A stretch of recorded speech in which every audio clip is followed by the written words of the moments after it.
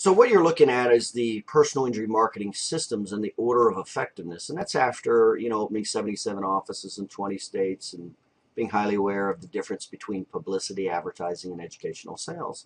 So these are what I would say that the marketing, the personal injury marketing systems that are most effective, and I would say also the order of effectiveness. So the first one is going to be the most effective, the second one will be second effect, things like that.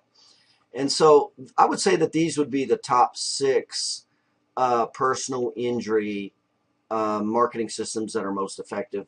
And number one is always the personal injury attorney educational sales. That's always number one. And remember the big difference between publicity, advertising, or sales. The big difference is if you control how many of the three core components of a purchase you can control, manipulate, or affect, which is perceived need, relative to the obstacles, relative to trust. Those are the three categories that's going to determine a purchase. And so advertising does allow, or excuse me, publicity only is primarily used for trust. That's what publicity is used for. Only really one of the three categories.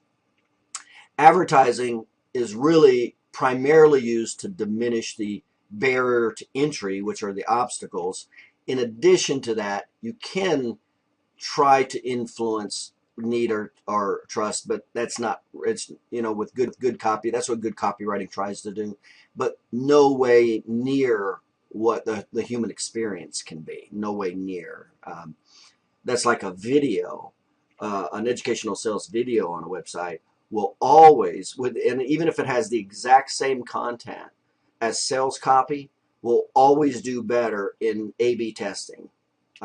That's the power of the personalization, the video, the visual, that kind of thing. So advertising really is geared toward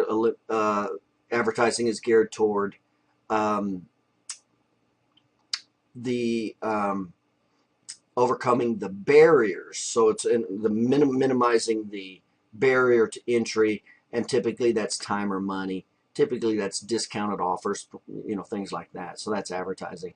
And then educational sales, when you're skilled, it can do all three. And so educational sales, again, by far will give way more business than publicity or advertising.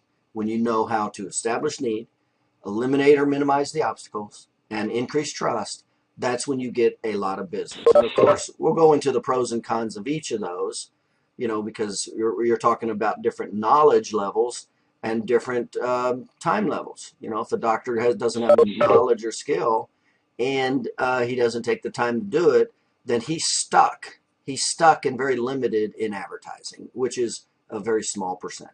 So educational sales, that's why educational sales always is number one.